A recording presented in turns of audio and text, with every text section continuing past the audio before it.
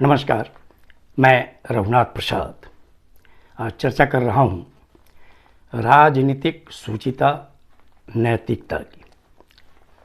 जब भारतीय जनता पार्टी के शीर्ष नेता हुआ करते थे दिवंगत माननीय श्री अटल बिहारी वाजपेयी साहब और श्री लाल कृष्ण आडवाणी साहब, तब भारतीय जनता पार्टी यदि राजनीतिक सूचिता और नैतिकता की बात करती थी तो पूरा देश इसे गंभीरता से लेता था। लेकिन विगत 9 वर्षों में भारतीय जनता पार्टी जो केंद्र में सत्ता में है और जो परिभाषाएं उनके द्वारा दी जा रही हैं विभिन्न चीज़ों की, वह भारतीय जनता सुनती तो अवश्य है, लेकिन निश्चित तौर पर भारतीय जनता के जेहन में बहुत सी बातें होती। इस अवधि में थोक के भाव दल बदल कराए गए हैं और दल बदल जिस परिस्थिति में कराए गए, किस तरह से प्रभावित किए गए, ये पूरा देश जान रहा है।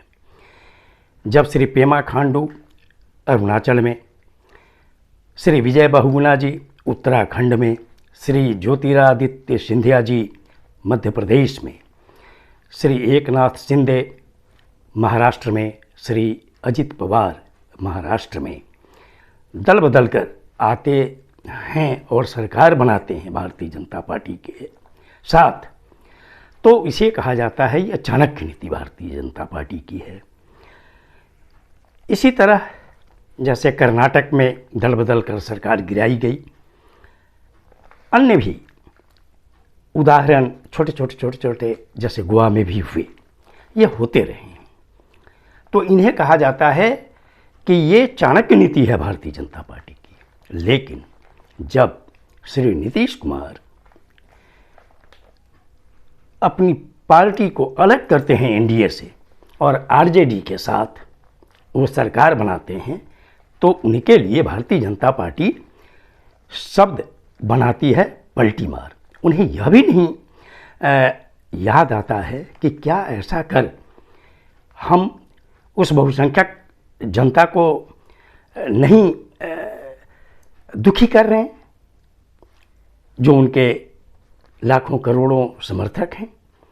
उन्होंने कौन सा गुनाह किया यदि उन्होंने राष्ट्रीय जनता दल के साथ सरकार बना ली, जिन पर भारतीय जनता पार्टी भ्रष्टाचार और परिवारवाद का आरोप लगाती रही है। लेकिन एक चीज़ कहिए कि जब एक तरफ आप कोनराड संगमा जी पर भ्रष्टाचार का भी आरोप लगाते हैं, परिवारवाद का भी आरोप लगाते हैं, श्री अजित पवार पर भ्रष्टाचार का भी आरोप लगाते हैं, फिर परिवारवाद का भी आरोप लगाते हैं और उन्हीं को सत्ता में ले लेते हैं, उन्हें उप मुख्यमंत्री बना देते हैं। कोनराड संगमा साहब मुख्यमंत्री बनते हैं और आपकी पार्टी वहाँ उनका सहयोग करती है। तो ये परिभाषा तो नहीं चलेगी, ये परिभाषा किसी भी हाल में नहीं चलेगी। तो ये तो मैंने चर्चा कर दी कि दल बदल की उनकी क्या परिभाषा है अपने लिए और दूसरे के लिए, भ्रष्टाचार की क्या परिभाषा है अपने लिए और दूसरे के लिए, परिवारवाद की परिभाषा क्या है अपने लिए और दूसरे के लिए। अब मैं चर्चा करूँगा विधि व्यवस्था की। विधि व्यवस्था पर अभी आज 15 जुलाई है, 13 जुलाई को भारतीय जनता पार्टी ने बिहार में विधानसभा मार्च का कार्यक्रम रखा, लेकिन प्रशासन की ओर से उन्हें अनुमति मिली थी गांधी मैदान में कार्यक्रम करने की, उन्हें विधानसभा मार्च की अनुमति नहीं मिली थी।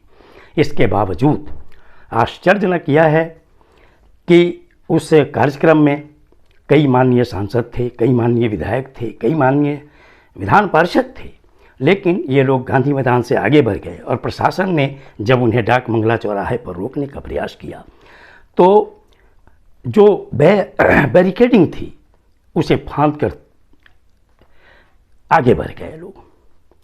कुछ मैंने सोशल मीडिया पर देखा कि सिपाहियों पर मिर्च पाउडर फेंके गए। अब ये नया तरीका है, कल को हो सकता है कि इससे भी गलत घटना आ जाए।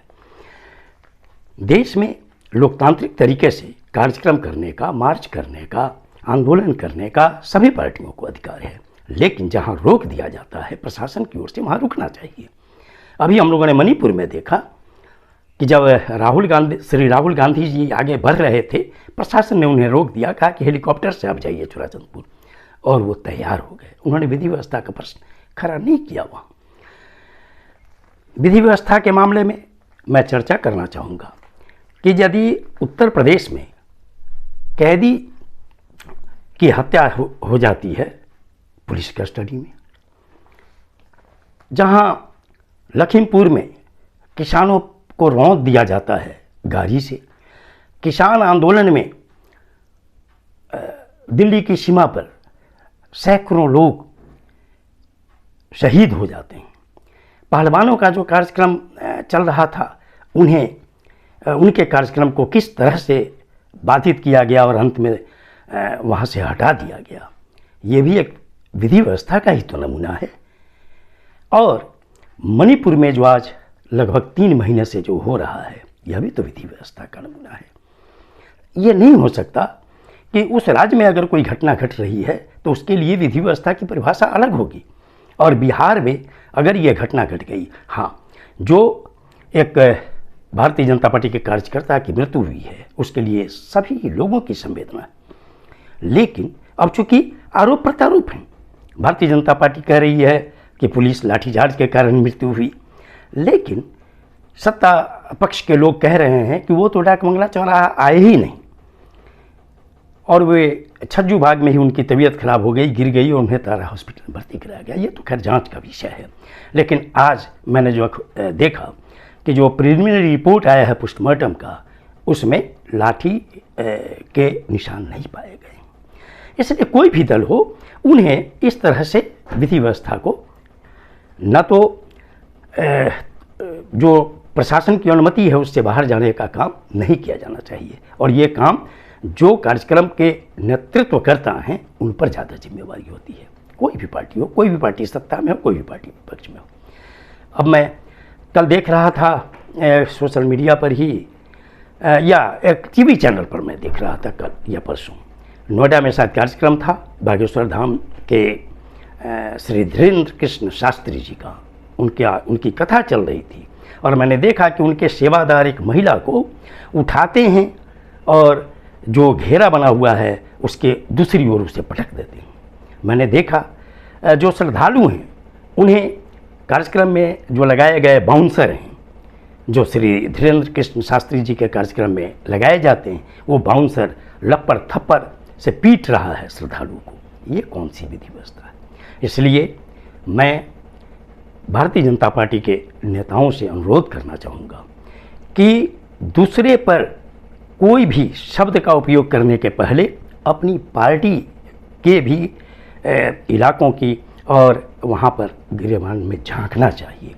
और यही लोकतंत्र की खूबसूरती होगी कि हम दूसरे पर जो आरोप लगाते हैं उस आरोप से हमें भी बचने का प्रयास करना चाहिए।